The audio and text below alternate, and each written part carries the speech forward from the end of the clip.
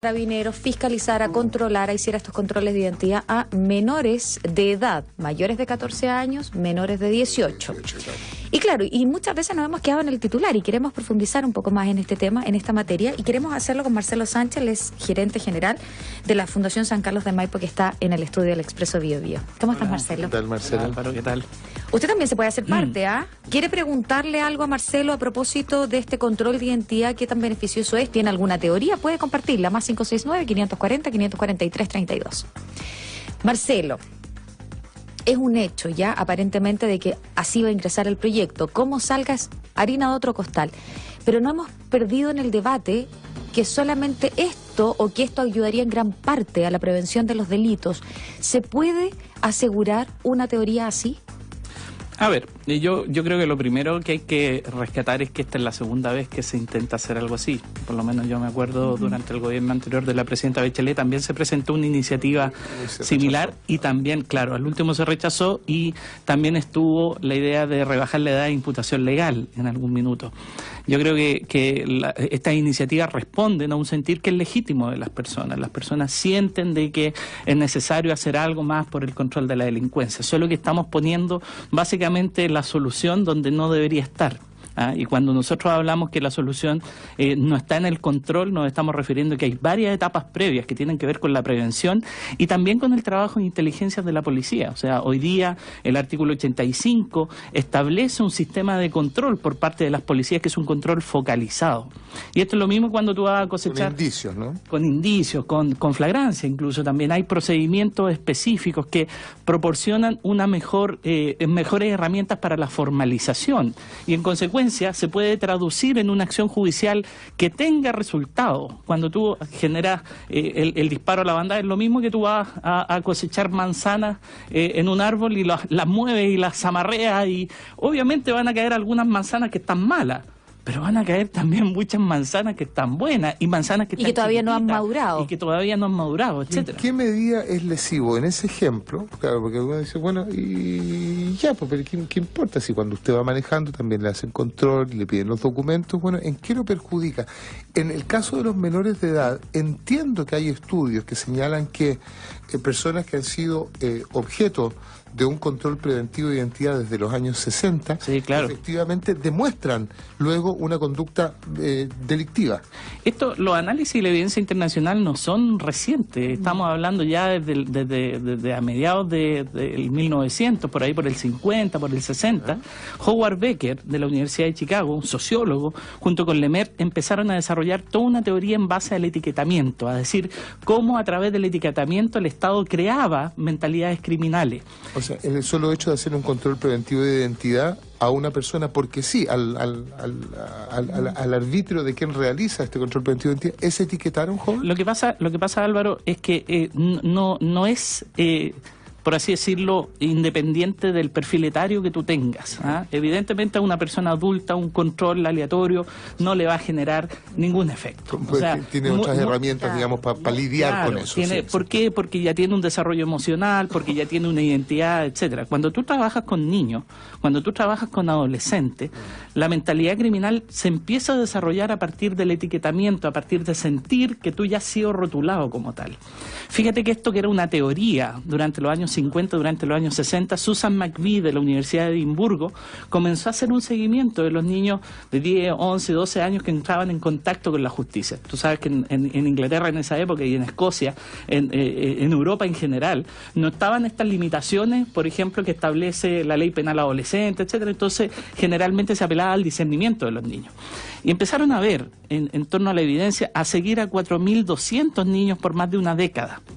Lo que descubrió Susan McVie es que la gran mayoría de los niños nunca delinquían. Que los que delinquían alguna vez, que exploraban el delito, dejaban de delinquir rápidamente. Y de hecho es consistente con las cifras que tenemos nosotros acá en Chile.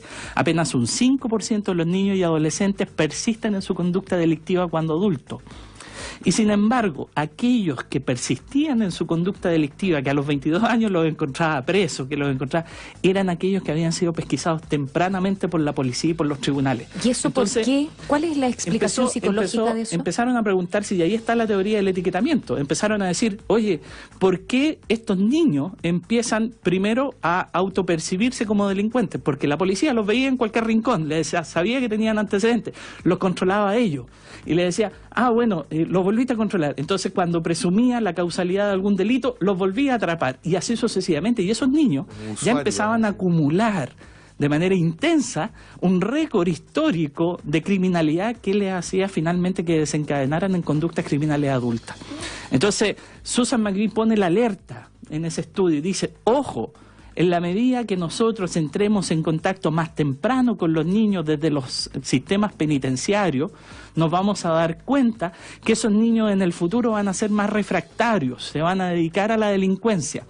Y es lo que explica que uno supone que hay etiquetamientos positivos, para decir... Por lo mismo. Claro, y hay estudios que lo avalan también, de que, por ejemplo, cuando tú le das confianza a un niño, pese a que no es bueno, por ejemplo, a la pelota, al fútbol, y tú lo incentivas y le refuerzas positivamente eso, el niño termina mejorando sus condiciones. Esa es la teoría del desarrollo o la estrategia de desarrollo social que elaboraron David Hawkins y Richard Catalano hace mucho tiempo, que decía, dale habilidades, oportunidades y reconocimiento a un niño, etiquétalo positivamente como una reacción a este etiquetamiento negativo y vas a transformar ese niño en un adulto responsable, social, etcétera. ¿Y qué es lo que empieza a verse entonces con esta evidencia de Susan McGee, con esta evidencia de Howard Becker y otros investigadores? Empiezan a darse cuenta de que aquí hay un costo social. El control punitivo a menores de edad, a niños menores de 14, menores de 12, menores de 11, que se están desarrollando, tiene como consecuencia hacer que las conductas criminales se empiecen a desarrollar más profundamente. Fíjate que la estadística en nuestro país ha ido disminuyendo la cantidad de jóvenes que están en el delito, pero ha ido aumentando el número de delitos y la gravedad que cometen. ¿Por qué?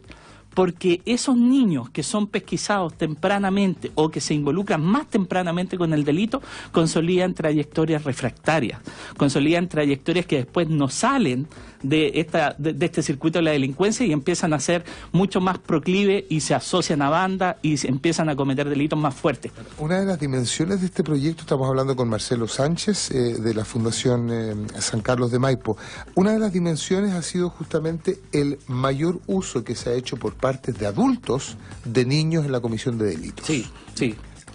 ¿Cómo se aborda ese problema? Ese problema no tiene que ver con el control preventivo. Yo creo que hay de hecho un proyecto presentado en el Congreso que lo que busca es aumentar las penas. Como agravante. Sí, el sí. hecho de haber usado. Sí. Ahora incluso yo creo que hay que ir un paso más allá. Es un delito en sí mismo, más que un agravante. ¿Ah? Porque el agravante supone que tú tengas que configurar un delito previo. Claro.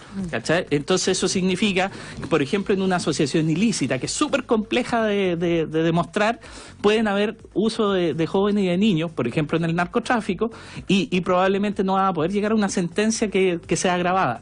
Sin embargo, si tipificamos eso como un delito exclusivo, la utilización de niños, jóvenes, adolescentes, incluso de algún tipo de situaciones como madres embarazadas, por ejemplo, que tiene una connotación y un daño súper fuerte en el desarrollo del niño cuando esas mamás tienen a los hijos y terminan presas con los hijos en las cárceles y genera un desarrollo súper negativo para esos niños en el futuro. Por ejemplo, ese delito podría ser tipificado y ser tremendamente agravado. Entonces, son temas distintos, ¿no? La utilización de adultos, la utilización de niños por parte de adultos, por bandas, por organizaciones criminales, etcétera, es un delito en sí mismo. Y yo creo que aquí hay que poner bien los bueyes delante de la carreta. Ese es un tema que hay que abordar, que hay que sancionar, modificaciones al Código Penal para endurecer las penas cuando suceden ese tipo de cosas. Pero en el caso del control aleatorio preventivo, hay que tener mucho ojo, porque efectivamente tú puedes pesquisar a un niño, a dos niños que andan con armas, etcétera, etcétera, pero al 98% restante, a los 98 niños va a haber en la bandada, en ese grupo, un porcentaje de niños que va a empezar a desarrollar mentalidad criminal cuando esté presente en otros factores de riesgo que afecten su desarrollo positivo. Marcelo, acá hay varias opiniones de nuestros auditores, voy a leer una bien extremista dentro de todas las que hay. pero me parece sumamente relevante para que pudiésemos explicar, ¿no?, el contexto. Este auditor o auditora está de acuerdo con el control desde los 12 años y todo aquel que tenga antecedentes, crear dentro del ejército una parte donde se le entregue disciplina y educación. Y esa es la única forma de terminar eventualmente con la delincuencia. Dice además y pone como ejemplo un caso típico de un joven que tuvo 20.000 detenciones y que siempre salía en las noticias y todo.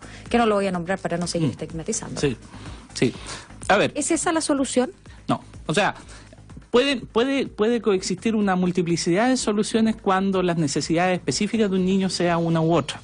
Y nosotros podríamos pensar, efectivamente, podríamos generar servicios que tuvieran una mayor estructura, que tuvieran, como podría ser un servicio militar, etcétera, etcétera.